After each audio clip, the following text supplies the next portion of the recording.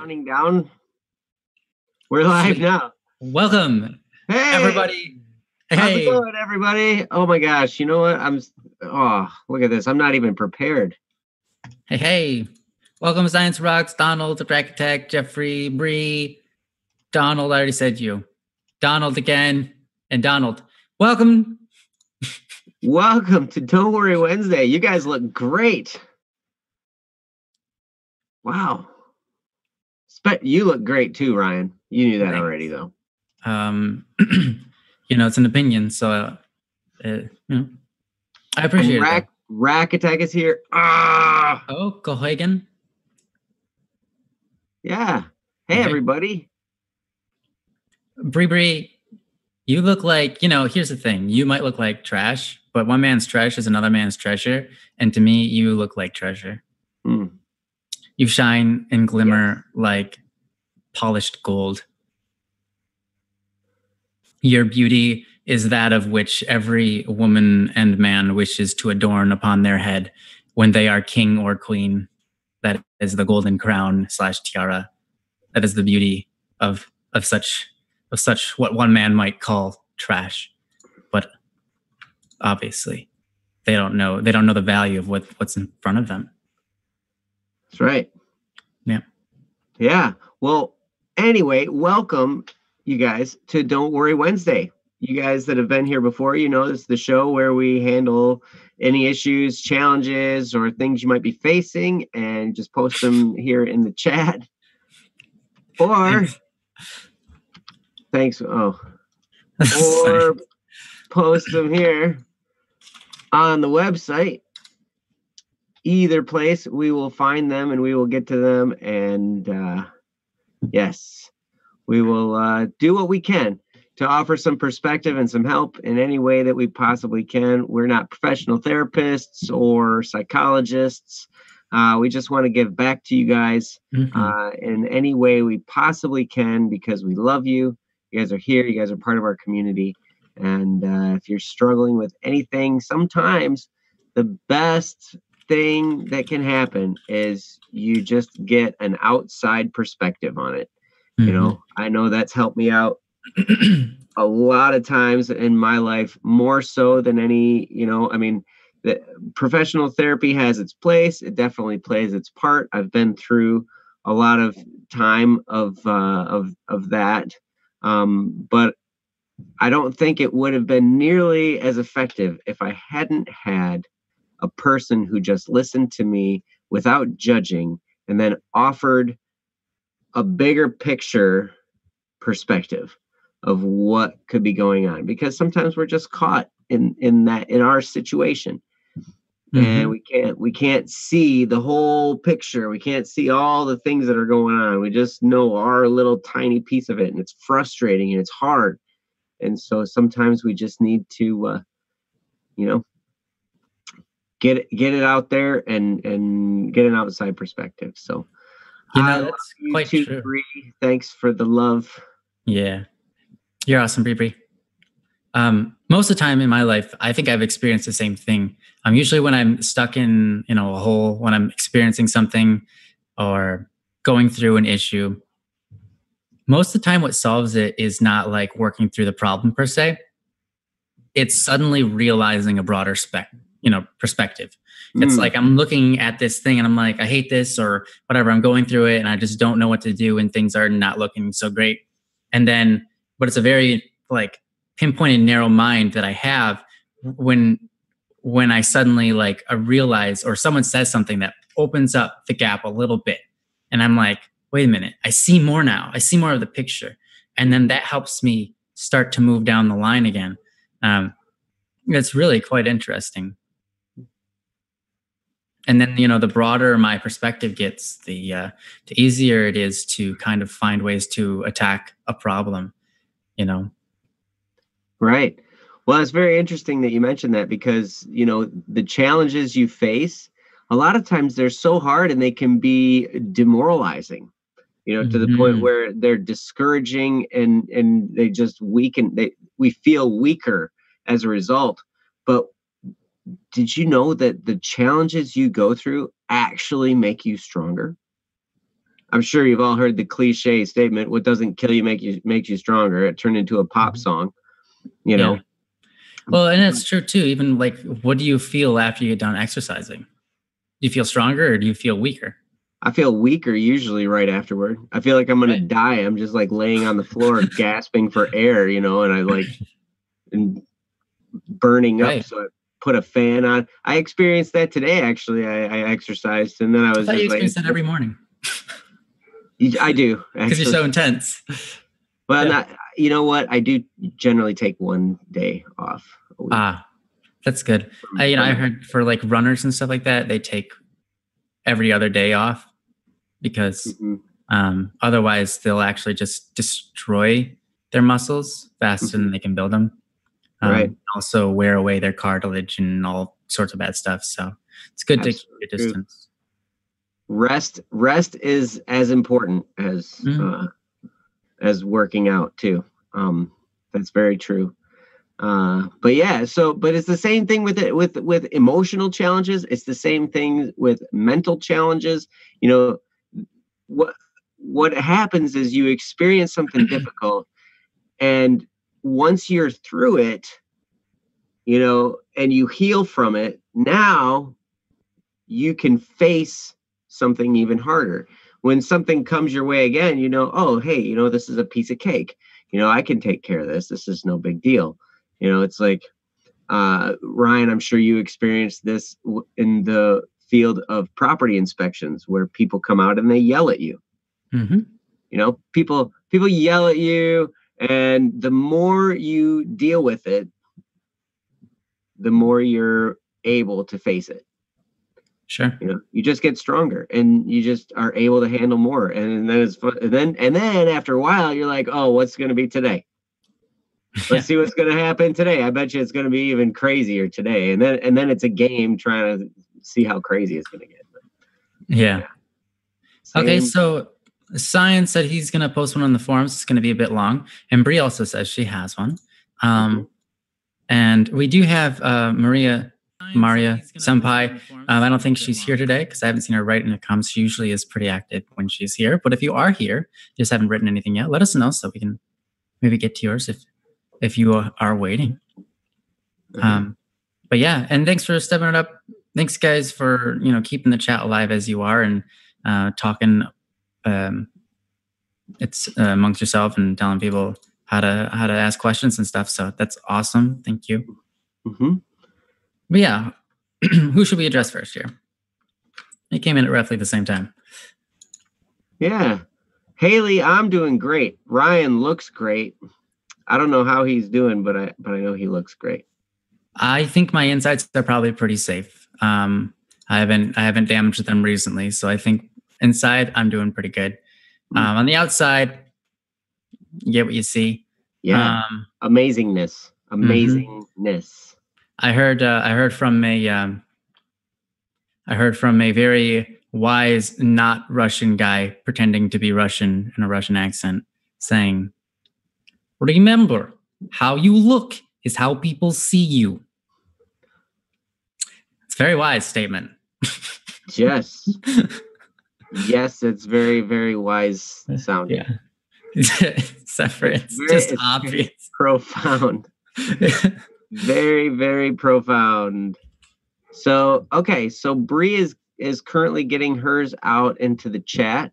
Science Rocks has already posted his on the forums. Yep, that's already there. So do we want to take that one first and then and then Breeze after that? Yeah, and then we'll move on to Breeze.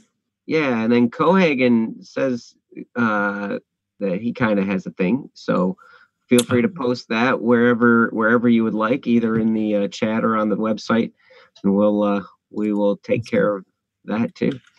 So So anyway, okay. So this is from Science Rocks, and it is first time potential relationship ? Exclamation point.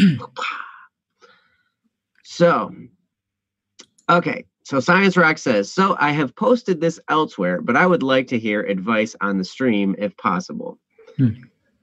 So I'm in college and I got a girl's number for the first time on Tuesday. We haven't talked much, maybe once or twice, but she gave me her number with the line, sure. I'm always down for some new friends. So I'm not sure how to feel about that. Is that just because we haven't talked much? Or does she only see me as friend material and I don't have a chance? I don't know what to do or how to text her or anything. She's really cute and a hard worker, though. I'm so confused and I don't know what to think or what to do. I'm scared that I may be wasting my time and she only sees me as a potential friend. Aha. Okay. Very, very interesting dilemma, Science Rocks. Thank you for posting. And I'm going to let Ryan run off with this one. Thank you. Yeah, thanks for. So did you ask for this girl's number? Because if you did, I got to give you props. That's awesome, man. Way to have the a way to do it. That's awesome. That takes some bravery. That even approaching girls for a lot of guys or girls, and even approaching guys for a lot of guys or girls, approaching people in general is difficult. Whether you want to be their friend or you want to be in a romantic relationship or whatever, so props to you, man. That's awesome. Mm-hmm. I would say this. You said, I'm scared that I may be wasting my time if she only, or I'm scared that I may be wasting my time and she only sees me as a potential friend. Well, here's my question for you. I'm sure that you probably already know what I'm going to ask, and you already have the answer as soon as I say it. But is it really a waste of time if she becomes your friend? Whether she gets romantically involved with you or becomes your friend, I don't think either of those are a waste of time. Friendship, like in Greek, there were four words for love. It became 5, or was it that there were 3? How many, Joe, do you know how many words there are for love in Greek? I think 5. I think you were right about 5. Yeah. Okay. So there are 4 love languages in Greek at one point, and then there became a 5th love. Well, the 4th, so they had love that meant the kind of love that you would, a sense of enjoyment. Like, I love this food. This food is so good. I love toys. I love light bulbs. It's the type of love that you have for inanimate objects in which you reap joy from. The second one was the type of love that one would share with family, like their mother to the child, that kind of love. A third love was romantic love, the kind of love that would be more, romantic. And then the 4th love was a type of love which they considered the highest level of love. And that was called friendship. Filial love, the Greeks believed, was the highest form of love because it wasn't a love that required, it wasn't a love that was self-fulfilling. It was self-giving. It wasn't a love that was about yourself and your own emotions. It was a love that was basically you devote yourself to help another person. And they found this to be the highest calling love, even above marriage, even above romance. But then there was a 5th love that was introduced through Christianity in the times. And that was a love that was considered unconditional love. An unconditional love was an idea that was presented by the early Christians. And so there became a 5th sense of love. But anyways, I think that the Greeks were quite profound in saying this because their positioning of friendship love being more important than romantic love, or being more selfless or more virtuous, is quite profound and quite beautiful, because friendship, I believe, is a lot more selfless than most people's romantic relationships. Most people's romantic relationships is, I want this girl because she's pretty and she has all of the right things that I'm attracted to, and I want her to be mine. Or I want, to spend more time with her because that makes me happy. Spending some time with somebody else to make them happy is more like friendship, oftentimes. Now, of course, honestly, if we're speaking honestly, a romantic relationship should have selflessness. It should be driven by wanting the best for another person. But we don't always know what's best for another person. But in our pursuit of what's best for another person, I think we find ourselves at friendship at most of the times and romance at rarity. What I mean is it would be better. I think I said this in like a recent Don't Worry Wednesday stream, but like imagine you have like a really close friend and you're even romantically involved. When is it saying like, hey, let's take it to the next level? Let's take it to the next level of the relationship. And that's what makes them a better person. It doesn't make sense. Like, hey, let's get physically involved. Now you are going to be a better person because of that. Or hey, let's go on a date. That could actually result in two people coming better. But, just being a friend, I think first and foremost, will give you a lot better chances of becoming romantically involved with this person if that's what you wish. Because I can understand being attracted to somebody and saying, hey, that person is extremely attractive. I enjoy when I'm around them. I enjoy who they are. And I hope I can spend more time with them. And I don't think that it's wrong to desire that. That's good. It's okay to be selfish in that way. But it's also important to because it's not wrong. It's not wrong to want those things. Those things are good to want. Those are good things to want. Those are good desires that we as humans and as animals have. Those are good things. But you have to try to keep in mind that the point of a relationship is to help each other become the best versions of each other.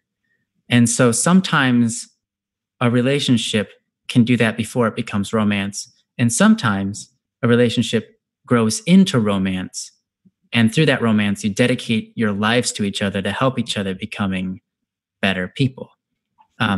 Whether that be financially better off or just more funny or harder workers or make their work more fruitful, to draw the best out of them and to work with them when they're being their worst so that you can help them get over their issues. A lot of times love is a beautiful thing because in relationships, you show your worst sides to each other. And that is really good because that's the best place to do that. Because at the end of the day, hopefully you both say, I love you at the end. And so, that unconditional love will help each other get over those bad sides, that we all have. And that's what you hope, at least. It can be difficult, but love is beautiful in that way. It forces us to grow. And so relationships are oftentimes really good to have. But keeping your eye on the person and validating them as a person and their whole dignity and saying, hey, I want to help you be the best you can be, and I'm going to help me be the best I can be. And, I think just being a friend and letting romance grow out of that is probably the best thing you can do, right? So if this person says, I don't mind having another friend, and you have a inkling, an idea that it's going to be a waste of your time if you want to get romantically involved, well then, to form a relationship out of it, well then just be friends and see where that takes you. Because you can't expect somebody who hasn't really noticed you too much to have feelings for you. So just present yourself and try to be your best for her and see where that goes. Nothing might come of it or something might, and of course you already know pretty much all of this, but sometimes just talking about it gives us more clarity and makes it easier for us to walk through the journey. walk through the paths. And sorry, I haven't read your comments here. I see there's a couple of them. I mean, she doesn't like me that way. Oh well, but I like her. I want to have a chance, right? And I do want the best for her, but I also want to be a bit selfish too. Yeah, I totally get it, man. And again, there's nothing wrong with desiring something for yourself, but you have to keep in mind that they're an entire person too. So your selfishness cannot override them. You can't use selfishness in a way that doesn't help the other person. Like, there are win-win scenarios where both people get what they want, and that's best. And you can provide that in pretty much any scenario, even though both people are fighting for themselves. They're also offering something to another person. That's what makes it a win-win. So I don't know. Anyways, that's pretty much all that I have. And I'm sure there's a couple of different topics I didn't touch on that were mentioned in this. But advice going forward, how do you make yourself most pleasing to become her partner? How do you do that from the position you're in? What do you do? What's your course of action to becoming a step closer to becoming her partner? Well, you got to deal with one thing, and that is everybody's attractions are different, and you cannot tell them what they are going to be. You don't have any influence over what other people are attracted to. Some people are attracted to all sorts of different things. Okay. Like, oh, that guy has a beard. That's cool. I like guys with beards. All right. I mean, sure. But, there's so many different things that people are attracted to. And so how do you become appealing in that way? I don't think you really can. But here's one thing you can do. Be the best person you can be. And if she falls in love with that person, then that's the girl you want to be with. If you fall in love with a girl and you change yourself and you're doing the thing, like, it's too good to change yourself for the better. But if you're changing yourself for the worse, if you're doing things that you don't necessarily think are good for you in order to impress her, that's the girl you don't want to be with, because that person is not pulling the best out of you. So how do you get her attention? Just be the best version of yourself you can be. Imagine who you wish you could be and be that person on a daily basis. How would that person talk? How would that person act? How would that person respond? Ask yourself those questions and then carry those out. And if that attracts her, then you've snagged the biggest fish of them all. All right. That's awesome. And I think that's what you should look for in a relationship. So, do what you can in that department. But yeah, I'm going to let Joe take the rest. See what he has to say. No, what Ryan was saying is, he took a lot of what I was going to say already. I'm sorry. Sorry, I should just leave. No, it's perfect because you said it in ways that I wouldn't have. So go back and re-listen to what Ryan said again and again. And that'll give you a really good perspective. Science Rocks, have you heard me tell you the story about how I met my wife? I don't know if you have or not. I know I've shared it a few times on the stream, so I don't know if you've been here. But I will say this about that. There was a whole situation where, I got her number, I got the nerve to call, and then, through a very short conversation, I found out that she was dating someone, and then she ended up getting engaged to this person, and she was engaged for over a year to him, and then ended up breaking up with him, and then we got married. But the thing that was the most the thing that I have not gone into yet about that whole situation is when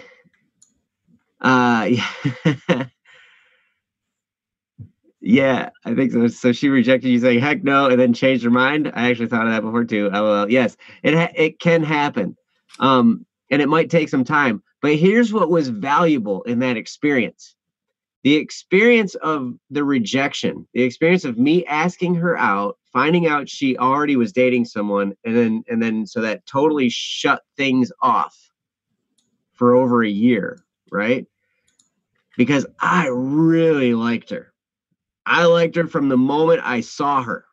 I remember, I'll never forget walking around the corner of a classroom, a studio at college, and looking in the room, and I saw her eyes, and like everything, like the whole world melted, and like there were just her eyes there. It was insane. Like, and I remember just having this deep feeling for her just from the very first time I saw her. And then, but then, getting the nerve to get her number, that was a huge step. And so I got to applaud you like Ryan did, Science, and say, way to go. Massive props for getting her number, first of all.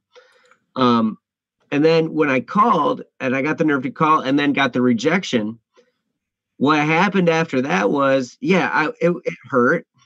I was bummed out, but like, well, oh well. So then I just shut it off, and then I was like, close that door. So then I was able to close that door on that possibility, right? And that was one of the most valuable things I could have done, because then later on, after she broke up with her fiance, and then she started talking to me again, and then we got to be friends, I had that door closed. So now it was just starting off, hey, we're going to be friends. We were just going to get to know each other a little bit. I wasn't really looking for the relationship like I was before. So I wasn't acting in a way that was going to maybe sabotage the building of the relationship in the beginning, right?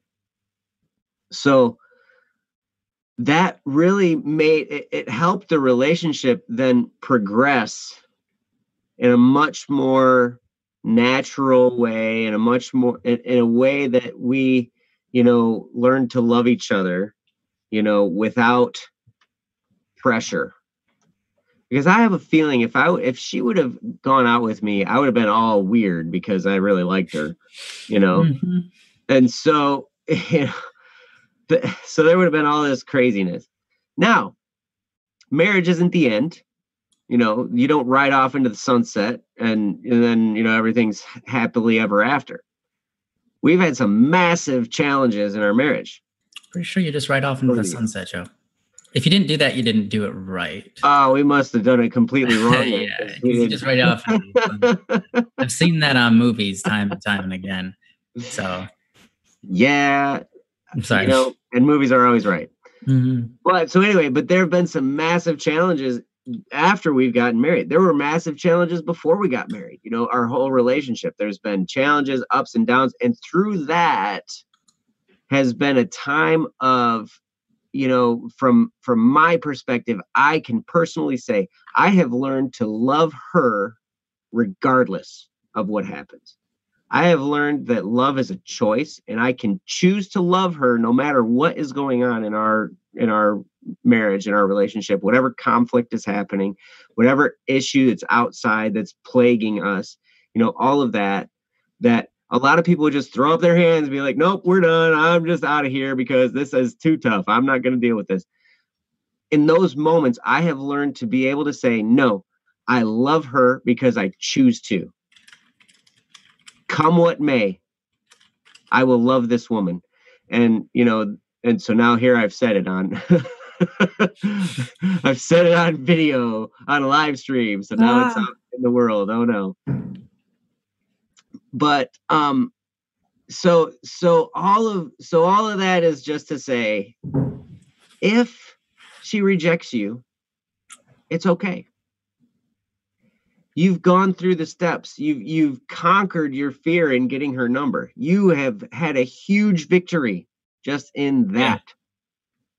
Yeah. If you call and ask her out, that will be another huge victory, no matter what she says. That's true. And if you get to be friends with her, well, hey, that's what you get to be friends with. Now, here's the interesting thing about her response. What was her response? Let me go back and look at the response. Hold I read the thing. You'd think I'd know. Okay. She gave me her number with the line, sure, I'm always down for some new friends. There are a couple ways you could take that. It may be that she likes you too, but she doesn't want you to know that she likes you too, because she doesn't want you to think, she doesn't want you to get all like excited and, whatever.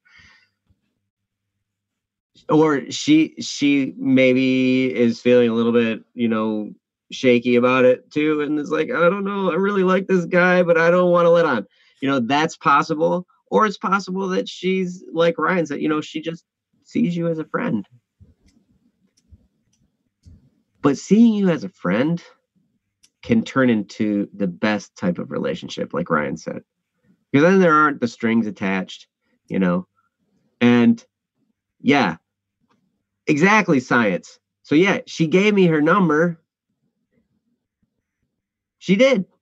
And I remember talking when I got my wife's number, before she was my wife. She wasn't my wife then. She was just an acquaintance. When I got her number, and I was like hemming and hawing like ridiculous over whether I should call her or not. And I talked to my mom, and I told my mom about the situation I was in and what I was dealing with. And she's like, you have her number. She wouldn't have given you her number if she didn't want you to call her. Right. She would have said no when you asked for her number.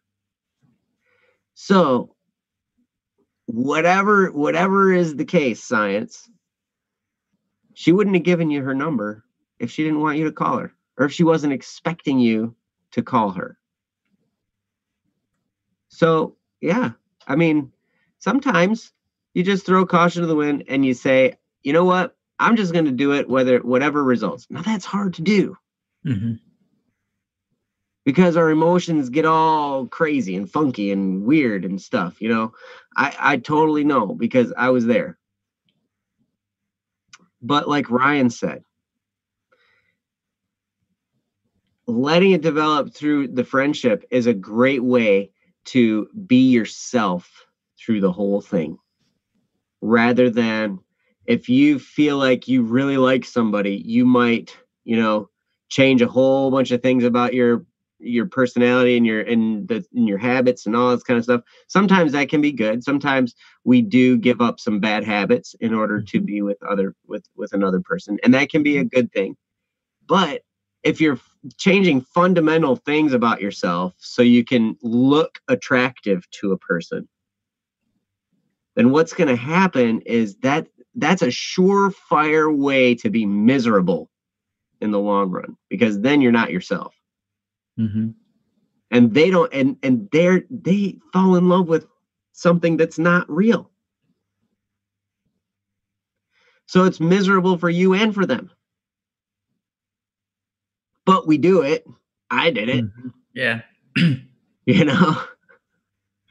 It's we should go a long way to impress a girl sometimes, don't we? Yeah, I know, it's crazy, but but that's the case. So I just wanted to reiterate that, and add that into the story.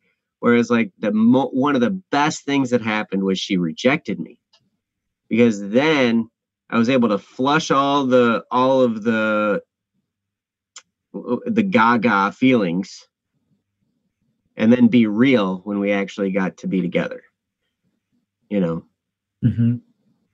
So, yep. There's some two things I kind of thought about. One, okay, I'm going to go with this one first. I have two thoughts. So I'm trying to figure out which one I should say first so I don't forget the other one, but I'm sure I will forget one of them. So I'll just say this one. Have you ever watched an anime or a drama or anything like that, and you're like, dude, just call the girl. or dude, just go on with it. Like, get on with it. Just tell her, right? Then you're rooting for this person, right? And it's almost never like we're just like, dude, don't call her. Like, oh, that'd be bad for you. It's always all you do is tell her, even if she rejects you, just tell her. Well, it's easier to say that when we aren't the person doing it, right? So a game you can play is just say you're another person that has to go through the steps, and you can do it. You can just do it. I'm like, you know that you can do it, whatever it is, calling her on the phone, etc. Like you root for these people who aren't even you because you want them to make the call. And then you get the phone in your hand and you're like, I can't make the call. Well, maybe you can because you've already gone the step of getting your number, which I think is one of the hardest steps. But because that takes a lot of bravery to ask in the first place.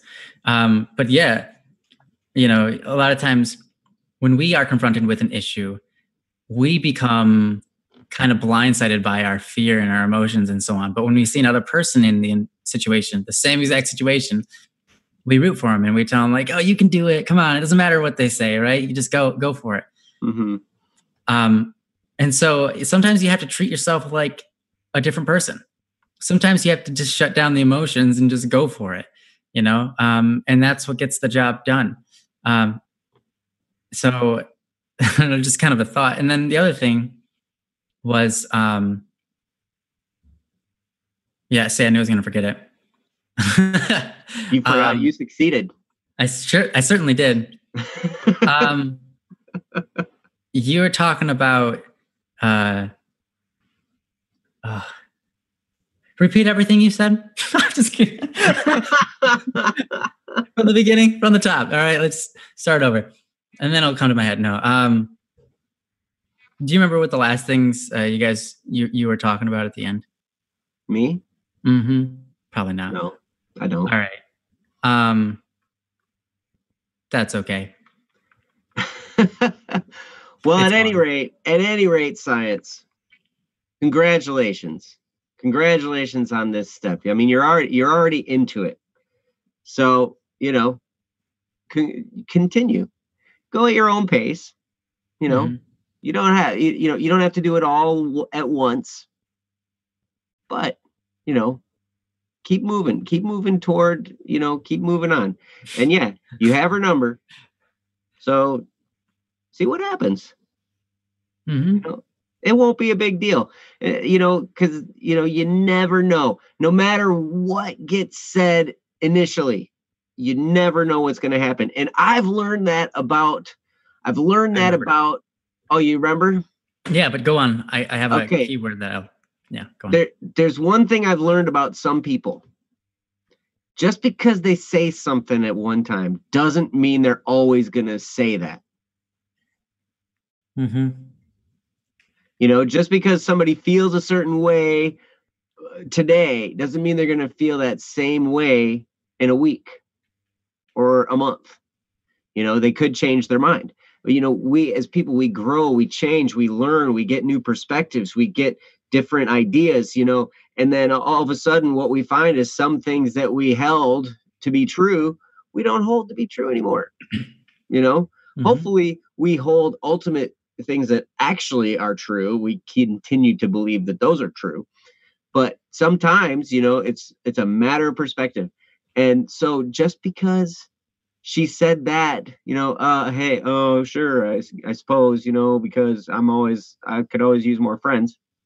Just because she said that now doesn't mean she'll be thinking that way in the future, if she actually meant what she said there, Mm-hmm. So what I've learned to do is sometimes just be a little patient. Yeah. Sometimes just take a step back, relax, take a deep breath and be like, you know what? So she said no today. Oh, well, that doesn't mean she's going to say no tomorrow. Now, this is not advice to say call her every day, even though she says no. Thanks for the clarification. There is persistence and then there's annoyance. But deep in your heart, whatever happens, you've got some skills and you've got some tools in your toolbox now, because you've succeeded in getting her number. You've succeeded in conquering your own fear. and getting her number.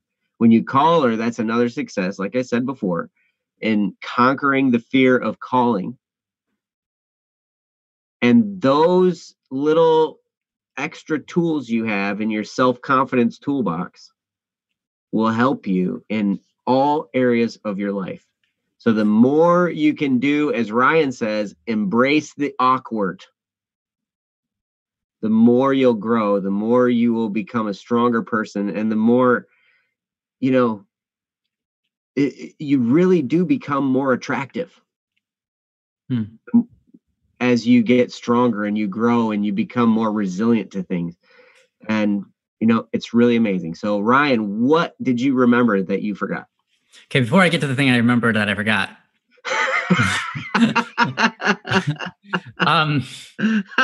One, happy birthday, Science Rocks. I didn't know it was your birthday. Oh, happy birthday. Man.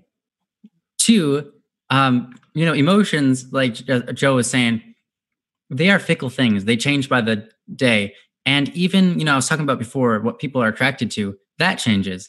I can look through the different stages of life that I went through, and I can see I was attracted to this kind of girl or these attributes here. And then I was attracted to these attributes. I used to like tomboys, and then I didn't anymore. I used to like girly girls, and then I didn't care about that anymore. Those are two very opposite things that I was attracted to. So just for perspective, people's attractions change. And the thing that is one of the most attractive things that you can ever have, not just for girls, but for people in general, is confidence. Rather, having a high self-esteem is extremely attractive. You see a lot of times, like, maybe it's kind of a cliche, but girls going out with the guys who act like jerks. That's because they're, a lot of times people that get all the girls are the egotistical people, because they have extremely high sense or high ego, or rather they have a high sense of self-esteem. So if you just work on your self-esteem, or if you already have great self-esteem, keep that up.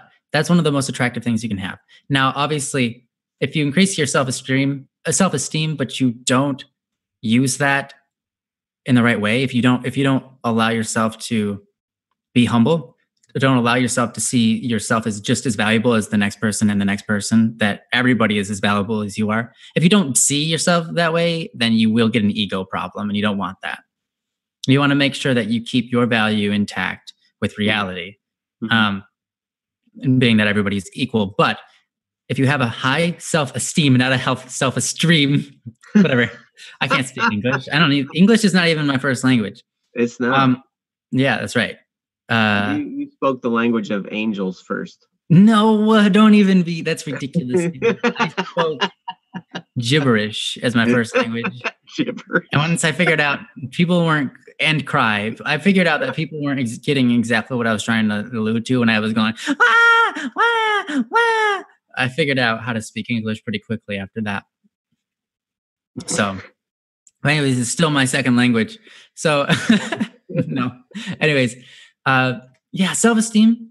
You just work on you, and if you work on you, and you see your results, if you start embracing the awkward, if you start going out into places and being more open about yourself, and being more, just talking to people, your self-esteem will increase. The way that you look at yourself will increase. And that is one of the most attractive things to all people. Mm-hmm. When my self-esteem started to increase, when I was in high school, when my self-esteem, when I started saying, when it went up in high school, my English went down. My English went really far down. No, that's not what I was going to say. Okay, I went from having like 0 girls to have ever liked me. Okay, that's not true, but still, like, I had 0 girls liking me in my school. And then in like a couple of months, having 15 girls wanting to go out with me at the same time. Whoa. It was 15 at least. At least. At least. There might have been more. But anyways, and all I did was increase my self-esteem. So if you so just work on your self-esteem, and I promise you it is one of the most attractive traits you can ever have. Just having more confidence in yourself, believing in yourself is gonna get you far. And the thing that I forgot I was gonna say, then I forgot, but I remembered now, is that a lot of times people fall in love through having joy. So it's a good idea to be joyful around the person. But one thing I find interesting is I heard there was a priest talking about this. He was talking to some people who are going through marriage prep, which is basically something you go through before the priest marries you together to see if you are really okay to get married or not. And the reason, that is a thing is because, what if you're being told to get married by gunpoint or things like that, right? They have to check in and make sure everybody's values are in place and that it would be best for the couple. So they do that. And so a lot of times when you go through marriage prep, people say things like, "Oh, they complete me," and it's like, "Oh, I've heard that before." Yeah, or we're not like other couples, like we're best friends. And it's like, yeah, that's what all of them say. And I think that's important to be best friends. But one of the things that he found out was that, actually, this was an entirely different priest, but one of the things that one of the priests found out was that a lot of the times people are most attracted to the events and joyful activities that they had together, and not necessarily the person themselves. Which is very interesting because, for example, let's say I am in a relationship and it's like, man, we ski together and we share all the same hobbies. We share all the same, activities, and we just love doing them together, which is great. That's beautiful. That's a great thing. But then you guys get married, or I get married, and then work comes into play and I can't spend that much time with my wife anymore. Mm-hmm. And so we're no longer doing those hobbies that we enjoyed together. We're no longer skiing together or whatever it was. And then the relationship falls apart. That's when the relationship was founded not on the person, but on the joyful activities. Mm-hmm. And that's not good. So yeah, it's just kind of a weird thing to keep in mind. When you get in a relationship with somebody, make sure it's not like they're focused too much on the activities, whatever it is. But, make sure that you're finding out who they are and they're enjoying spending time with you, regardless of whatever that time is. So it's just one of the interesting dangers that a relationship holds, among many. But yeah. Just make sure your focus is in the right place and it's on them is all, but anyhow, yeah. Yeah, we could go for a long time about relationships and marriage and all kinds of nuance and self-sacrifice and all, and but man, just to we could be here for a week talking about that stuff. Yeah, that's a lifetime of to plumb is... the depths of that is amazing. Yeah. But okay, thanks, science. And you know what? And again, I just want to make sure that you realize how big of a deal it is that you took these steps. Yeah. And how proud I am of you that you did that. And wow. I remember how hard that was. And I remember after, incidentally, because of that experience, after I got the rejection from, that girl who was going to end up being my wife, I wrote off women completely. Because going through that experience just was like, nope, not doing that again. I tried it. I failed. Never again. Yeah, it's one of those things. Yep. And then I was like, okay, done. And so then she came back to me later and I was like, really? Okay, let's tread cautiously here. Okay, you want to go for a walk in the park? Okay, we'll go for a walk in the park, but I'm gonna stand 5 feet from you. Yeah, I know what women are like. You guys are all evil, just like men. Then, yeah. So anyway, that's a great point. Yep. So anyway, but yeah, no, way to go, science. And, continue the journey and come back and let us know how things go. And if you ever run into challenge in this journey again, please feel free to post it. There's way more depth to this whole situation as possible. And there are voices coming from the sky. Yeah, they are coming from the sky above my head. Yes. So, yeah. So what do you say we move on to Breathe? Let's do it. Yeah. Ryan, marry me. I love you, Bree. You're great. Is that like a party popper, or is that wine being opened and splashing everywhere? I think that's champagne, but then there's a little. Oh, that's champagne. Yeah, that's a wedding house. To the church. That seems to be. I don't know. Is that a line of text? It's really tiny. That is a text. It's a flower. I think that's a flower. Hey, you found it. Where did you find that? I copied and pasted it. Oh. I have magic touch. Yes. Yeah, Bree. Hey, he did not say no. That's right. I didn't say no. Hey, never know. You never know. We never know where this life might take us. So that's a good spot to just end that song. It is. It's the best spot. In thinking about the past in retrospect, I really should have just ended the song like that. That's Joe. I'll put more in there. That's Joe. Hey, Joe. What do you know? Hey, how you doing? I can't hear him. Oh, he said, hey, how you doing? Hey. Yeah, we'll do sign language. Hi. You look awesome. How are you? I'm good. How are you? You're wearing a hat on your head. I am. It's cold. In your house? Yeah.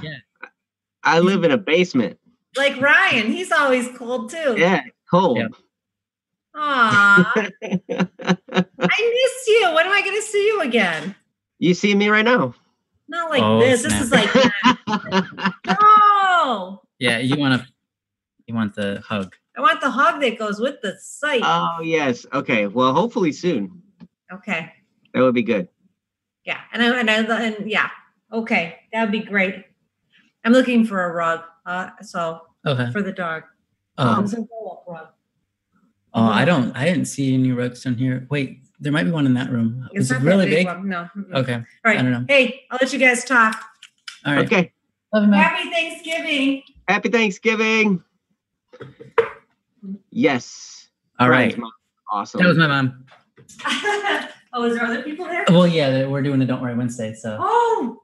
It's all right. I'm so sorry. It's no big deal. Oh my gosh. Tell everybody I'm so sorry. No, it is not big sorry. And now you see the whole room. It's like, yeah, I'm gonna have to fix that. Hold on. My head is shiny like the. But then when the light goes off, you're gonna be like super dark. That's okay. It's okay to be dark sometimes. Oh, sorry. No worries, Mom. Sorry. Oh, here comes. All right. Ta-da! Bye. There's no reason to be sorry, Mom. You're good. Everyone enjoyed it. She is nice. My mom is. All right. So let's start with Breeze. Bree has written a 7-part thing in the chat because it's quite an issue. And I tell you, reading through this really, I was having all kinds of emotions, as I was reading it. I haven't gone through it yet. Well, I did post my own private chat, but I'm glad you put it on the forums, so then we have it. Yes. So I will. Do you want me to read it? Yes, please. Okay. Bree says Bree's having some challenges with her stepfather. So my stepfather has been drunk for 3 days now. He keeps yelling, and yesterday he was just overwhelming. Yesterday he was being extremely rude. He screamed at my mother Tuesday because my sister and I went to school when he apparently said we didn't have to. When we got home, he was still yelling. He drank beer when he woke up yesterday morning and continued to drink throughout the day. So when we got home, he was drunk. Well, my sister, mother, and I were in my mother's room. He walked in and was trying to apologize and show her some affection. Well, at that point, he bit her thigh too hard. When she tried to get him off, he bit her again. He thought he was being funny, but it hurt her. I ended up hitting him to get him off of her. He then proceeded to scream at her and threw a fit because he said she overreacted. I have never wanted to hit someone so bad. While he was throwing a fit, my mother poured his beer, poured his beer into the sink, and that made it even worse. He eventually stole my bike after packing his beer and left to his mother's house. I hate him. I really wish he would just leave. He came back later and said that he crashed my bike, and I kept my mouth shut, but I wanted him to break a bone. And he had the audacity to threaten my mother. He's almost exactly like my father. The only difference is that he doesn't hit me. I hate him so much more than I ever had. Bree, wow, I'm so sorry. I am so sorry that you have to go through this. This is tremendously difficult.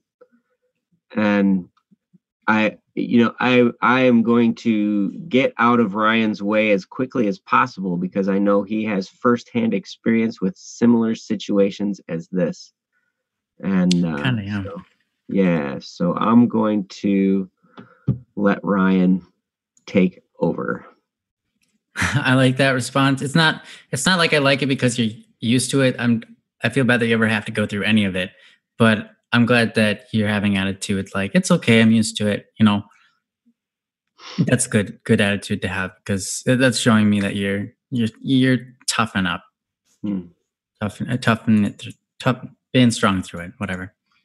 But yeah, I'll tell you, alcohol does really bad things to a lot of people. And that's, I generally just stay away from it because I don't care for it a whole lot, but it really does mess with your mind, and it can turn good people into terrible people, or terrible people into extremely terrible people. Now, of course, some people, they drink alcohol and they just get chill. It does all sorts of different things to different people, but it's one of those things where, yeah, that's rough. And it's also one of those things where it's addictive. And so, yeah, that's a really, really bad time. Your mom has quite the taste in men. No, just kidding. But that's really rough because my mom had, my dad was, alcoholic, but also kind of into drugs. And then after they divorced, she got married to another guy who also happened to be into drugs too. And it was interesting because he was Native American. And so it was partially his culture that was accepting the drugs more, but it was still weird. Drugs are one of those things that it's mind altering. So it means you're not being who you are. You're being, you're being who you are, but you're not being fully aware of yourself. You're not being in full control. And the mind is best when it is in full control. Losing control of yourself does not make you a better person. No. Ever. No. Sometimes people do things like marijuana and stuff like that. And while it doesn't have as an intensive effect as a lot of other drugs, even marijuana makes you changes the way that you think. It changes the way that you go through the motions. And if those are things that you like to see, for example, some people take marijuana or they drink alcohol because it calms them and it makes them more sociable or things like that. And they like that about themselves when they do those things. They like who they are better when they get a little alcohol in their system, or they like who they are a little bit when they get a little of marijuana in their system. And I say, if that's the case, then why don't you chase after becoming that person without the drugs? Because you can become that person and not have to rely on the drugs to be that person that you want to be. So, if any of you are struggling with that out there, like I get it. It's not easy. And if you're already into it, I can understand the addiction. It's hard. I don't have firsthand experience personally with it, but I know people who have gone through it, and it is very difficult. Like this guy down here, he could definitely talk more about the subject than I could. So anyways, what do you do for people who act obnoxiously like that? That's not okay. It's not okay to act like that. So what do you do? A lot of times they're not in control. They've lost control. This is your mind when it doesn't have control. Humans are animals, and we are to make no mistake about that.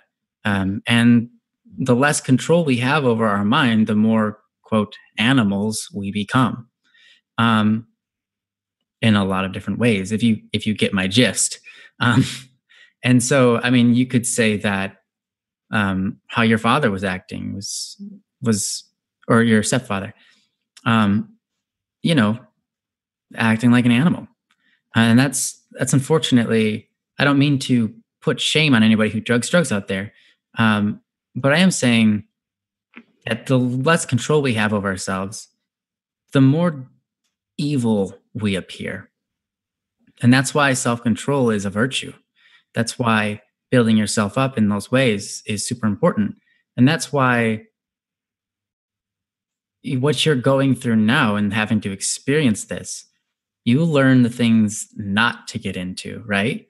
Like, Brie, I know you enjoy alcohol, but not to, probably, at least I hope, not to take it to the level where you become like you have no control, because then you've seen what that looks like. And now yourself, like, hey, I don't want to do that, right? And so you can enjoy alcohol without actually having to go to the lengths of where you have no more control. And yeah. And so in that, you can be, as weird as it sounds, you can be almost thankful for your situation because you're learning self-control, right? You're learning self-control by being tough through all the situations you have to endure. You're learning how to become strong in the face of all of these things that are really, really terrible, really terrible.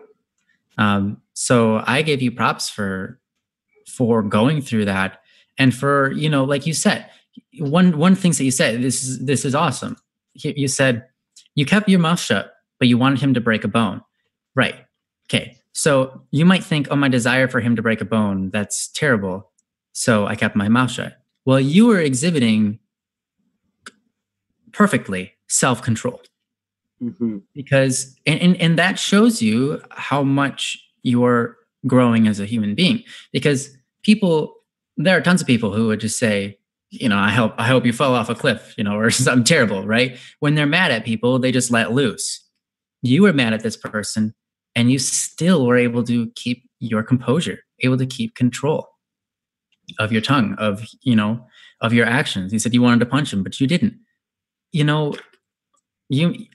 might focus on the fact that you wanted to punch him and see that as evil. I would focus on the fact that you didn't do that act. We're all human. We all have bad desires here and there. We all think of something or we like, nah, I shouldn't do that. But you're exhibiting in the worst, most intense cases possible how to maintain that self-control. You know what I mean? Like, the struggle is in your face, and yet you're still maintaining control over what you say and what you do. So yeah, a kid told me when I was in 7th grade that I should die. Yeah, see, people say stupid things. People, I mean, that's terrible. And I'm glad that you didn't choose to do that. I'm glad that you're still here, because we love to have you here, and you're a joy in our presence. So thank you. And honestly, I just want to say good job for keeping that control when you're faced with such hard obstacles, or and intense obstacles. Like, you have to deal with this stuff that I would have had to have dealt with if I grew up with my father. If my mom didn't divorce my father, you're going through the things I know that I would have experienced firsthand. And for the little that I did experience, it's terrible. It's scarring. But you're fighting through it, and I think that's awesome. I experienced things, and you experienced things. We all have different walks in life. We're all given different paths. No two people are alike. Even twins that are born in the same home that look exactly alike aren't exactly alike. They go through different experiences. They have different perceptions about different things. They come to different realizations. We all have different walks in life. We all have different paths that we've been given. But the beautiful thing is, no matter what path we're on, whether we've chosen bad paths or the wrong paths or the good paths, whether we've had it really hard in life or we've had it really easy, one, we're all human. We're all valuable in that. And two, there's always a path that leads to something good. There's always a path that leads to God, and God never closes his door on you. And there's always a path that you can take that is fruitful, that is that leads you to becoming the best person you can be. And that's all you can really do. There's a lot of things in life we don't have control over, like the people we have to be around sometimes, or the family that we're born with, or the job that we have, or whether we get fired from our job, and many things we have no influence over. There are many things we do, and the things that we do, we get to control by our choices. I heard it said before, you are where you are in your life based on the choices that you made. So you have to take responsibility for that. And that's true. That is true. But there's also a sense of not everything is in our control. We can only control ourselves. So it's important to do that the best we can. So while you are alive, and by no means ever purposefully end it, do your best to just control your life, at least to control you. Because how you control yourself will determine how you feel about yourself. How you feel about yourself is going to determine how you feel about everything. So if you continue doing a great job of controlling yourself, here's the thing. Eventually, you won't have to deal with your stepfather anymore. Like, there's going to come a time in your life where you really don't have to deal with him anymore. Same thing with your father. I mean, you might go back for Thanksgiving because you care for them and you love them and you think that they deserve some of your time. And if they grow as individuals, I think that's awesome. If they learn how to shape up and control themselves a little bit better, then I think that's awesome. But if they don't, you don't have to deal with it, right? There will become a point where you're not with them anymore. And then what is everything that happened up till now going to matter, right? All of the times that you've spent with them that have been terrible, what's that going to matter now? Or what's it going to matter when you don't see them anymore? Well, there's a lot there that you can grow off of, a lot that you can learn from, a lot that you can say, well, I know what not to do,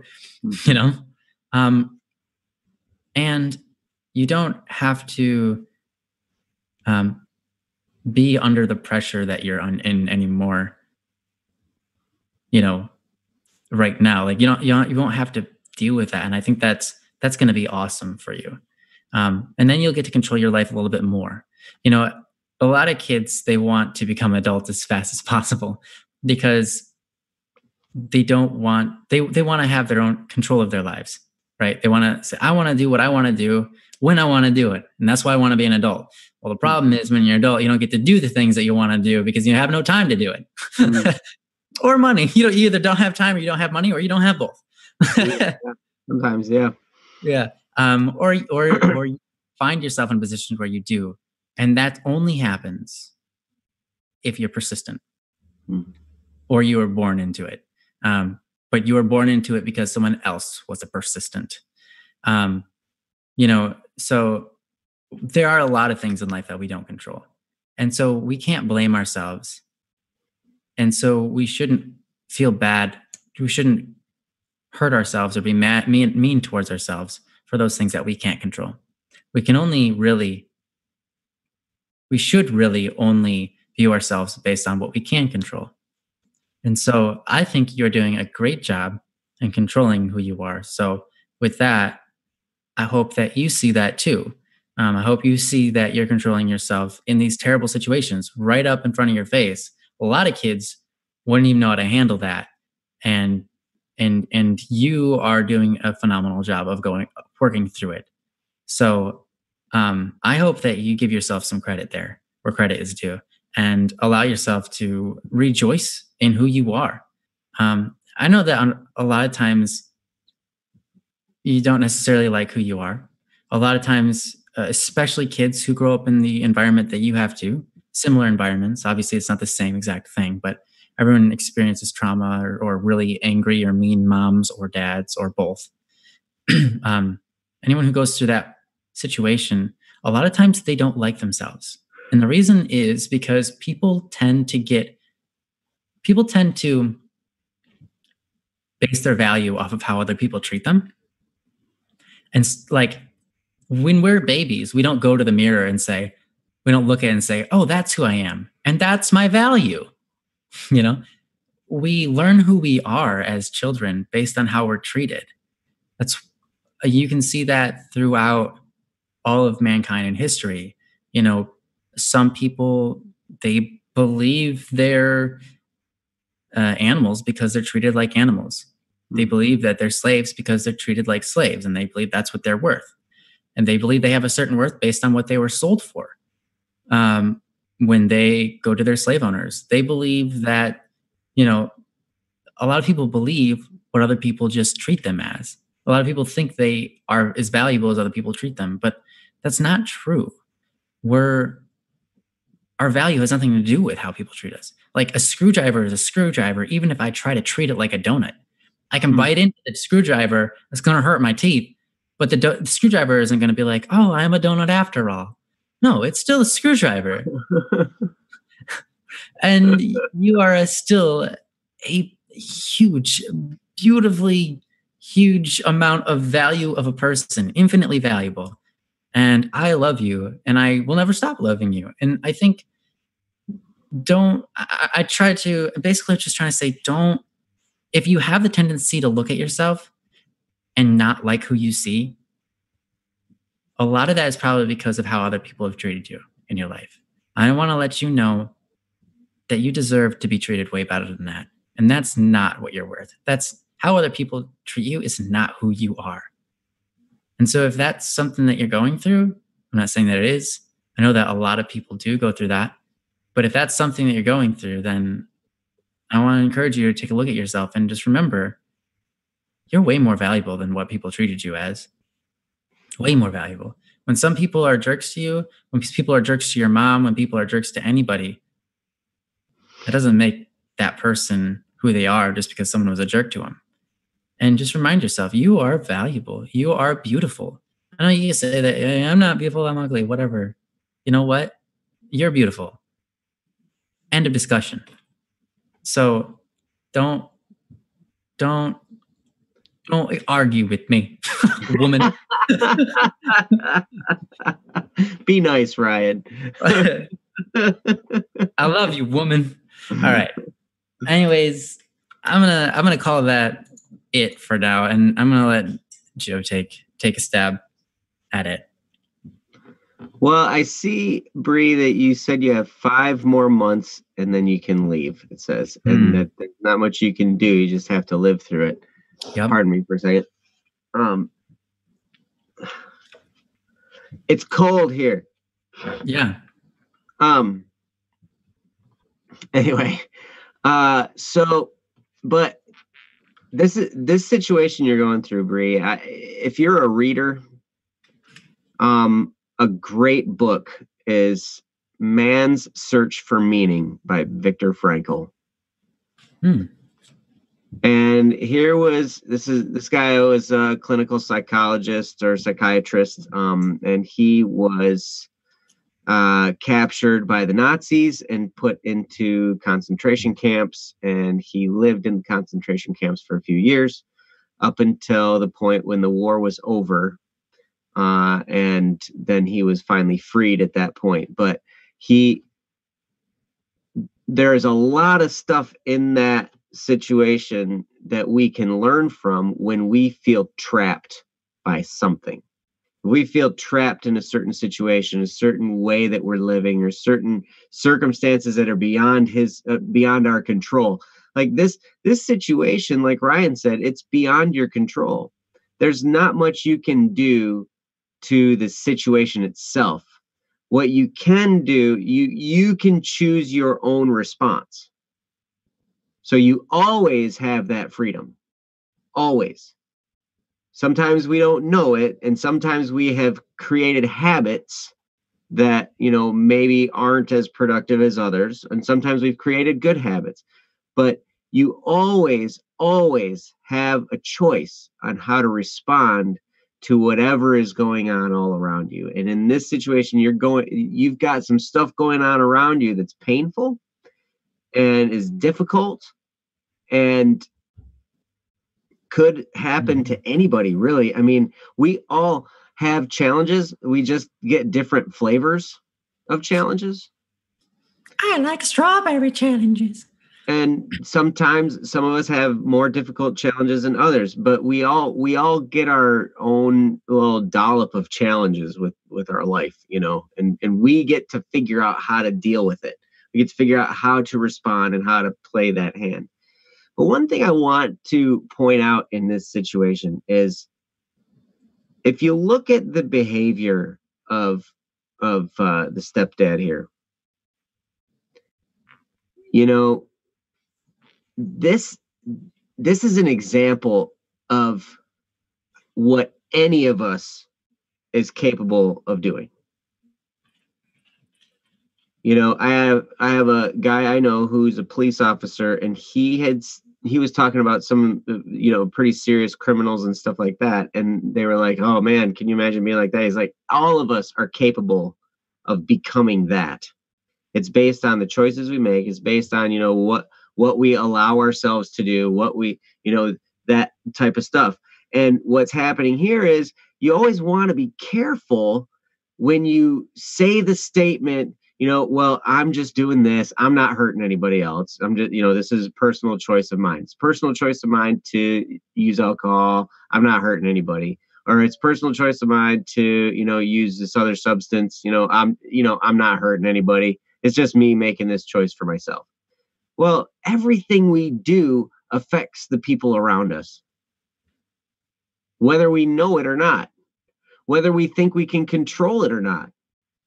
Whether we think, hey, no big deal. I can handle my liquor. I've only had, 4 or 5 drinks and I can handle it, but you're affecting the people around you and you don't even know it. I remember a friend of mine when we were in college, we had some parties and stuff like that. And I always remember anytime he said, okay, we're going on a beer run or, going to the store to get whatever.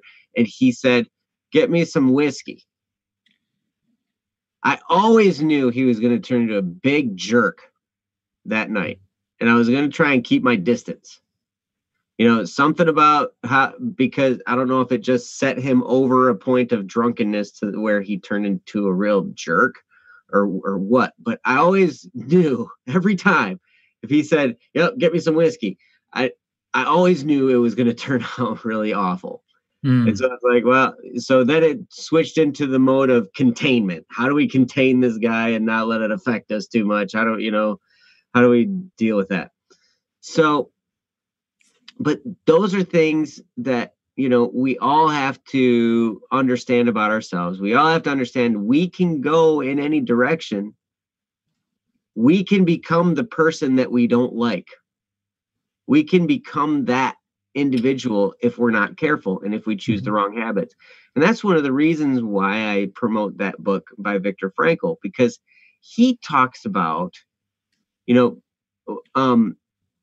all have the choice to decide what we want to do.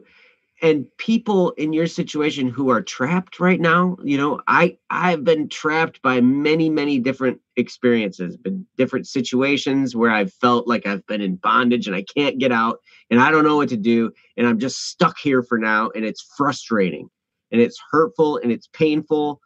And you just feel trapped. But in those moments, it's helpful to remember a couple things. One is this too shall pass. There's going to be a time when you don't have to deal with this anymore. And it sounds to me like it's coming fairly quickly. 5 months, something like that. That's awesome. So there's a time coming soon, Bree, when you will have the option to not deal with this anymore. And that's so exciting. So that's one thing to remember. This too shall pass. This is not going to remain this way forever. It's going to be over at some point. And then the next thing is, you're here for a purpose. There's something you're here to do that nobody else can do but you. You are the only person that brings your specific experience, your specific, propensities and talents and, skills to the table. Nobody else can do what you do in whatever field that is that you're supposed to be doing it. So one of the keys is to determine a purpose for yourself. And sometimes we can decide it. Sometimes it's like I've heard it talked about as like a mining, we're like digging to try and find our purpose. But I think in a lot of cases, we can choose. We can choose something we like and we can just do that. At least for a while until it leads us in a direction, and change. That's how we got to here with BSS, Made some different choices, tried some different options, had some different, I was running in a certain direction, met Kyle, who then introduced me to his brother, Ryan. We became friends, over the course of many years, we determined that we wanted to do this, and then over the course of many more years, we decided we wanted to focus on this. And, and now here we are. And it's been a journey all along the way of deciding, hey, all right, I'm moving in this direction. And it's always an opportunity for you to move forward. If you're stuck in a bad habit, see, I have some histories of addictions, different ones. I think, like Ryan was talking about, different substances that alter our mind. Sometimes they can be therapeutic. Sometimes they can assist in certain cases. That's why there are prescriptions. That's why doctors. They're not always evil. Absolutely, absolutely. And sometimes, sometimes just, a small drink can set me off to sleep. Sometimes a big drink. To sleep, but the key is moderation. Generally, that's generally the key. You just want to be careful, because anytime you're dealing with something that has the potential to alter your mind, you have the potential of taking it too far. And so there's a little bit of a learning experience, and where is too far. So you got to figure out your limits, and then, figure out where those lines are. Yes, that's another thing too. I because of my experience, I have a hard time thinking, I wouldn't know my limits unless I had passed them at some point. Sure. Or gotten too close to the line and been like, okay, that's enough. I'm not going to go that far again, Mm-hmm. So, just you got to kind of take it easy when you're dealing with that type of stuff. Mm-hmm. And one habit I've found that helped me so much in conquering addiction and in moving forward through, using different substances. There are two, actually. One is fasting of any type, whether it's food or, fasting from electronic devices or fasting from whatever, pick whatever, something you like to do, just say, I'm not going to do it for now. I remember a story about a person saying, hey, we're some kids, they're like, well, we're fasting from playing for the next hour. And we're using it as a form of discipline, a form of self-discipline. And I was like, wow, like these are kids and they're using fasting. They're using self-denial in order to build self-discipline and strengthen themselves. And I was like, that's really amazing. So you can fast from anything, and that can help build the discipline in order to, be strong enough to, get rid of addiction or get rid of, that type of bad behavior. Another thing is getting up early. As much as we all hate it, when I started getting up early, I was like, you know what? There's no room for anything like that. There's no room to alter my mind because I'm getting up in the morning and getting some stuff done. So I think that's a whole lot that's maybe doesn't seem pertinent to you personally in your situation, Bree. And I'm sorry, but I did want to address the aspect of if there's anybody who's in the situation of your stepfather who's maybe struggling with an addiction or struggling with, a way of living that's non-productive and hurting other people. Because we really have to be careful. Our choices do affect others. There is never, well, I'm not hurting anybody. This is just my choice, my option. Hey, I'm not hurting anybody. You have no idea who you may be hurting. You have no idea who somebody just by seeing or knowing about that action may take an action that is non-productive for them or that hurts them. They might see your example and think, well, hey, they're doing it, so I can do it. Must not be a bad idea. I remember looking at a friend, who's like, yeah, I brush my teeth like once every couple of days. And I'm like, and I'm influenced in that direction. Like, I could, well, who cares? I don't brush my teeth all the time. Why am I brushing my teeth all the time? And then I find out, oh, wait, no, there's a reason we brush our teeth twice a day. There's a reason why that's the ideal standard, and but our behavior affects the people around us. And so be very careful. You may want to consider pursuing virtue, as Ryan has said many times, because not only is it healthy for you and the people around you, virtuous living actually creates happiness. Mm-hmm. It creates our happiness. It's amazing. I always thought I'm going to be happy when I'm doing what I want, like Ryan said. I'm going to be happy when I just get to do whatever I want and I don't have to worry about what anybody says to me. And I don't get, I don't like people giving me their rules. I don't like people telling me what to do. I just want to do what I want to do. And that's that. And I'll be happy when I'm doing that. Wrong. Yeah, you're not going to make yourself happy doing that.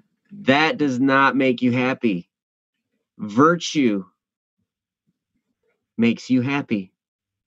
When you live making choices that you know in your conscience are the right choices, it makes you happy. It makes you proud of yourself.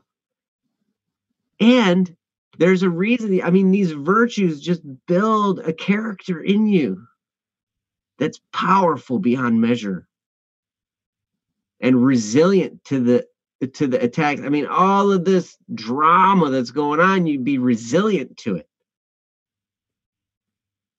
And it's really amazing. And Bree, what you're going through right now, it's tough. It's tough to see this and understand it now. But you are being forged into a very powerful being through these experiences. This difficult challenge is creating power in you. And you are going to have the ability to help so many people. You're going to have the ability to do so many great things that if you hadn't gone through this experience, you wouldn't have the guts to do, or you wouldn't have the strength to do. But because you went through these challenges, inside you have a level of power that the world hasn't seen. And so I'm so proud of you for sticking.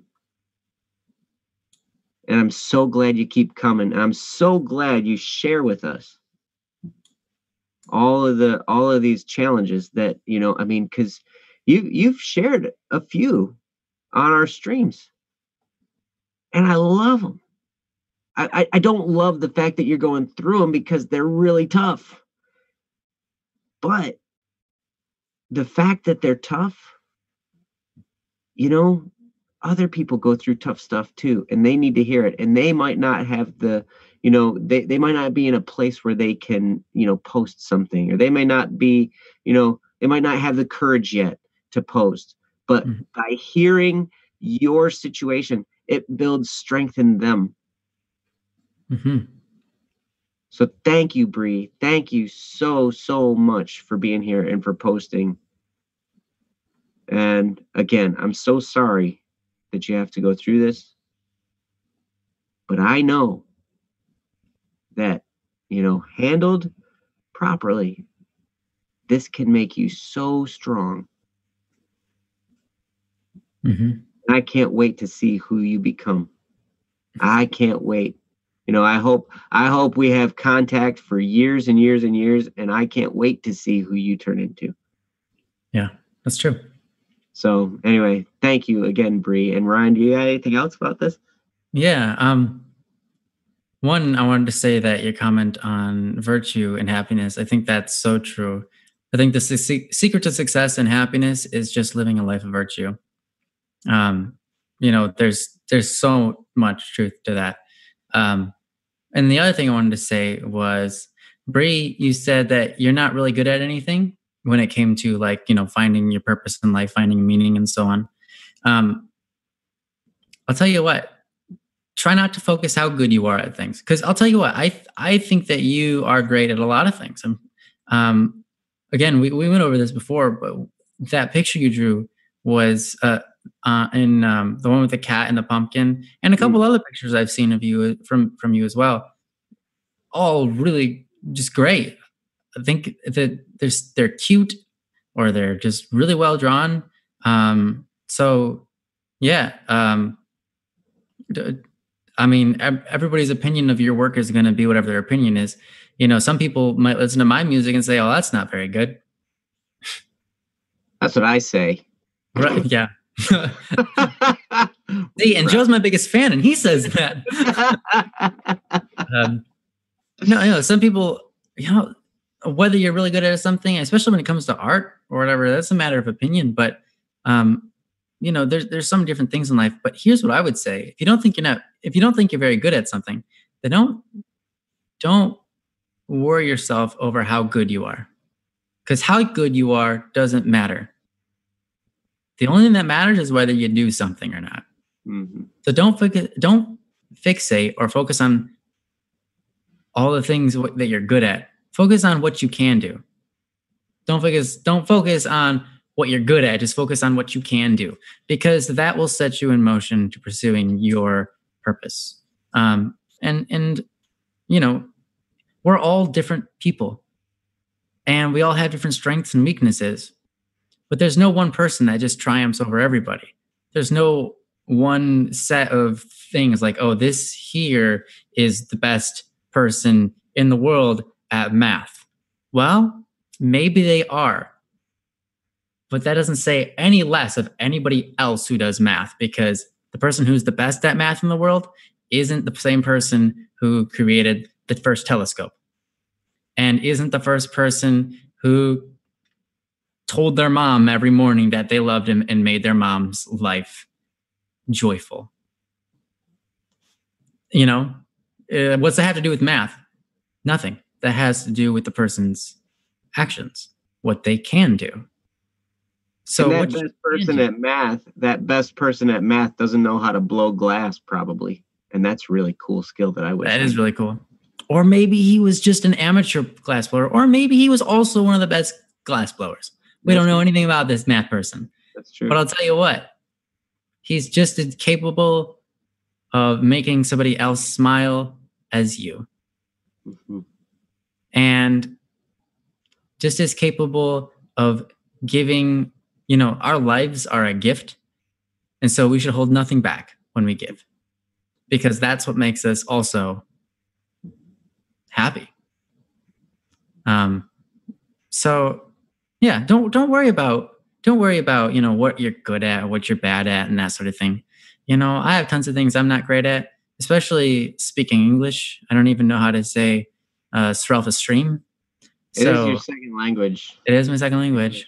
Mm-hmm. So, yeah. But here I am talking. I'm terrible at spelling, but what I did the most? Probably one of the things I did the most in my life was spell. And I'm terrible at spelling. But I socialized on the internet through text for years and years and years and years, spelling things wrong every single day and having grammar that was just terrible. But that didn't matter, because it doesn't matter how good I am at English. It doesn't matter how good I am at spelling. I can still communicate. And that made other people smile. That made me happy. That made other people happy. That brought a lot of different relationships and stories into existence. So if you're worried about what you're good at and finding what you're good at, sometimes it's not what you're good at. It's just not everybody can do what you can do, because you're the only one that gets to live your life on your path that you've been set on. And you're the only person that can do what you're going to be doing with your life, because you get to make the choices. So focus on being the best you, and don't worry about anything else. Everything else will fall into place when it comes to purpose, because those opportunities will present themselves to you. Just be the best person you can be, and then you've done everything right. And it doesn't matter how good you are at peeling corn. I'm good at peeling corn. Yeah. It's actually called shucking. Shucking? I know, I actually meant peeling. You're peeling the little corns individually, the little layer off of them for no reason. Yeah. And they got the little tassel-y thingies, the little silks. Yeah, they do. I like shucking corn. Actually isn't that bad of an activity. It's rather bland, but it's a good time to meditate. Yeah, it's actually pretty good. I gotta say bye to Bree. Bye, Bree. Bye, Bree. Thank you again. Thanks for being with us, and you're gonna go write your journal. Awesome. I hope you have fun doing that. Bye. Much love. Yes, Princess, you get it. Peeling the kernels. That's what I'm talking about. Why would you do that? Well, I said maybe she isn't the best at it. Oh. That was just an example of one of the things she might not be good at. No one's good at that, because why would you ever even... Why? You get it? You get it now? I'm so messed up now. I'm confused. You're so angry, aren't you? No. Don't lie to me, boy. I'm not angry. Do I look anger on your? I can. Do I look angry to you? No. I'm gonna be honest. No. You just look like a freak. Yeah, that doesn't look angry.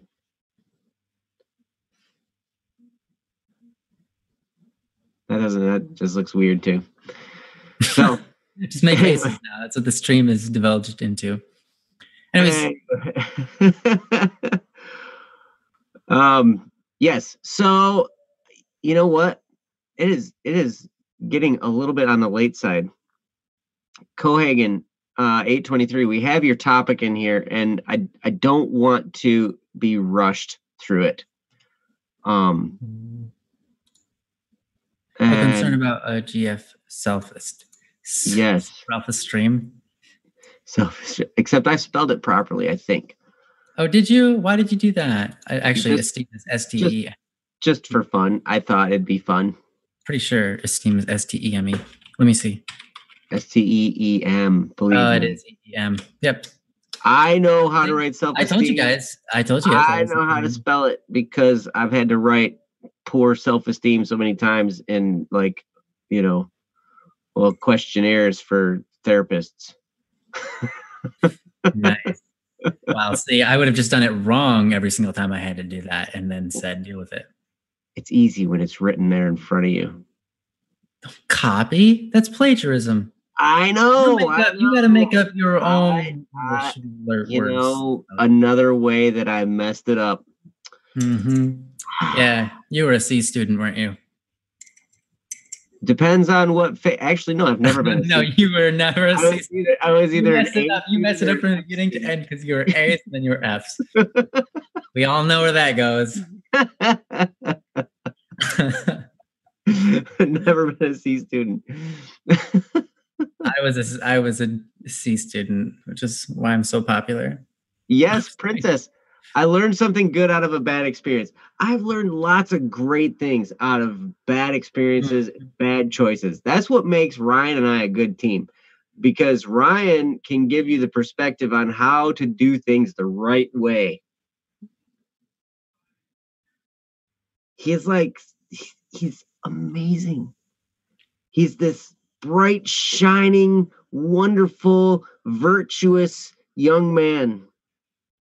And I'm this old guy who's made a lot of mistakes. The older you are, the more opportunities you get, I guess. But that's right. You're still pretty young. Yes. You're not even 117 yet. I'm not. I'm getting there though. That's when old starts. 117? Yeah. Actually 7 months into 117th exactly. Oh. The date of, hey, I'm old now. Yeah. For certain breeds of trees. And turtles. Turtles live a long time, dude.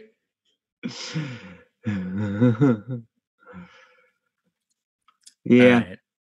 But I tell you what, Cohagen, we will go through yours if you're around on the next stream. Oh, wait, the next stream on Friday, here's an announcement. I will not be here. We need to announce the fact that there will be a guest sitting in my place. Mm-hmm. And are we sure we know who the guest is? Yeah. I'm pretty sure we're sure. Yeah, it's Broman. Yeah, Broman will be here. Kyle. You guys have seen him before, probably. If you haven't, then come on Friday, because this is a man who is wise beyond his years. You know, he's younger than me and he's taught me lots of stuff. But that's the way Ryan is too, younger than me and taught me a lot of great stuff. Well, I'm younger than Kyle and Kyle taught me lots of stuff too. So Yes. But I will be, that is Friday. That is Black Friday. That is a day when I spend the day with my boys. and we don't shop while the girls all go shopping. So, and I know that they will be gone shopping for the whole day. They always are. Crazy. So yeah, as fun as it would be to bring them onto the stream with me, I have a feeling it would be pretty difficult. No, it would become, hey, you want to see my karate moves? Not karate. You want to see my taekwondo moves? Ooh, I'd punch you in the face, Dad. Yeah, I'd have to wear my sparring gear. Yeah. To the stream, but yeah, so it'll be way cool because Kyle will be here, and if you missed him the last time, he gave some great advice on all of the topics. I especially like the one that Anna posted that he handled so succinctly. But yeah. Mm-hmm. Yeah. So Cohagen, we will definitely get to you next time, and I hope you are okay with it being my brother's advice. I can assure you it is going to be very good, because he actually is in a marriage. So I mean, he knows a little bit what he's talking about. Yes, I agree. Ryan needs to give singing lessons. I could use some singing lessons from Ryan. Okay. Well, just call me sometime when you're on the road. Okay. I'll teach you some stuff I'll teach you how to do it wrong. I'm gonna put your phone number in the chat so these people can do the same thing. Yeah. Okay. So 989 390.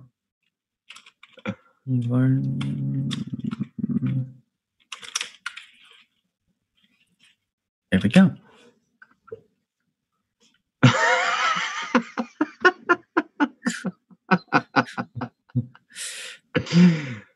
Wow, you know what? That might actually be it. Double check it. I'm gonna double check it. Actually, Jesse and I, that was Sonali gets it too. I wonder if anybody else gets it. We did Troll Me, the music video, Troll Me, on this channel. Yeah, it's on there, and Golden Dragon Play picked right up on it. Yeah, way to go, Golden Dragon Play. Troll Me. Yeah, that's right. Yeah, Taff, you're so right. That phone number doesn't work anywhere in the world. No matter where you are. By the way, nice to see you, Taff. Love you. Great to see your orange-haired self on here. Oh man, your orange hair is so awesome. Oh, it's just 989. That's right. It was just 989, you mother. Right. There was no 390 attached to it. It was just 9. I was like, was there? I couldn't remember, but yeah. Actually, if it was 99, your mother, it's actually the right amount of characters, because that's 3, 3, and 7. That's right. 3, 3, and 4 is, yeah, that's what I meant. 3, 3, and 4. You cannot get anything past Sonali Bright. Let me tell you what. That is a person who knows what they're talking about when it comes to Black Static and Swerve. I think Sonali knows more about BSS than we do.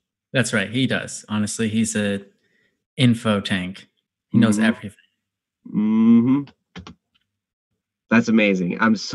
Thanks for being here, Sonali. And thanks for all of your cataloging of things. It was so funny. Like he's got a way of latching on to information too, which is great. It's so funny. Like I will make a comment, just like an off, just a comment, whatever, random comment, and then I'll get a message from Sonali. So did that happen like that? And I'm like, oh yeah, I just revealed something, didn't I? Yep. Yeah, I didn't even need to.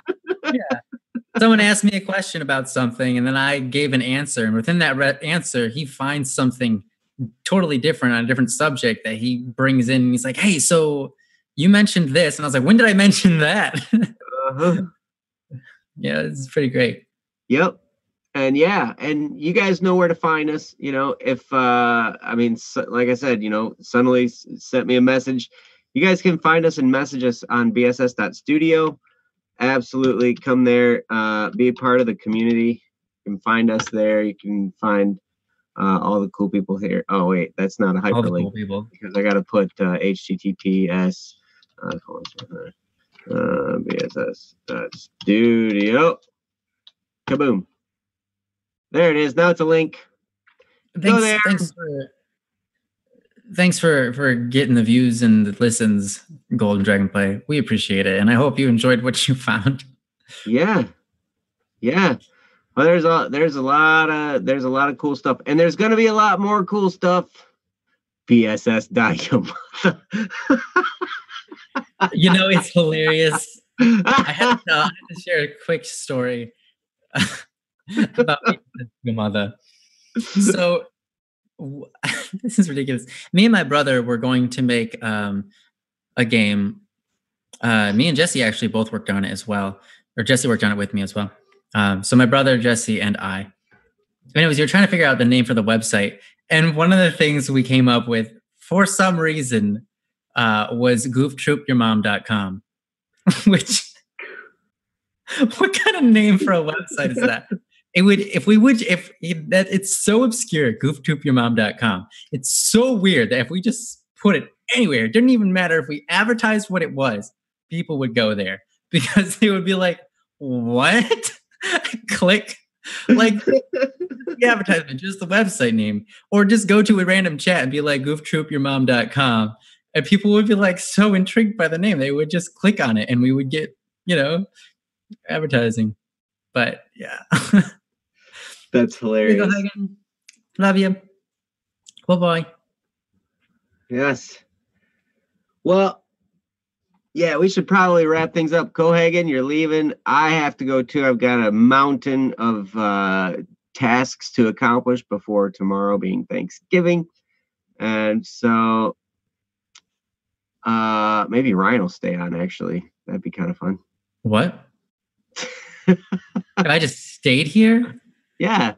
On the stream while you left? Yeah. And then the stream would be divided between a black bar and me, and then me and a black bar. It'll be funny. And then I'll come back and we'll switch spots. Like this. Yo. I mean, Static P, what are you doing? This is what it feels like to be on top of the world. I'm on top of the world. I'm under you. But I'm not. See, welcome to my world, Ryan. You see how that is? Yeah, it is weird. It's like, you know what I mean? I suddenly feel like all of my thoughts are leaving me into your brain. I feel like, I don't know how you do it, man. I don't know how you even come up with anything to say. Man, this is hard. Yeah. I know. And your name is now CDVNL. How does that feel? You don't even, oh, man. I would tell you, but I can't remember. Yeah. You can't remember. Too many wrong choices in there.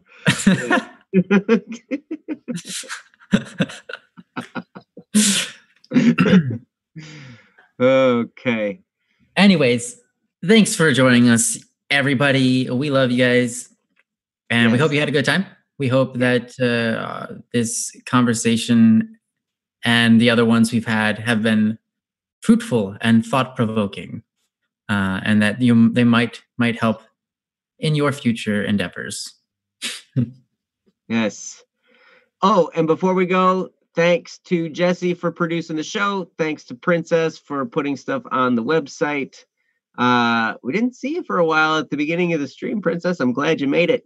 It was great to see you guys. Thanks, Sonali, for putting together the wiki. And thank you all for coming to the show. And go to BSS.studio.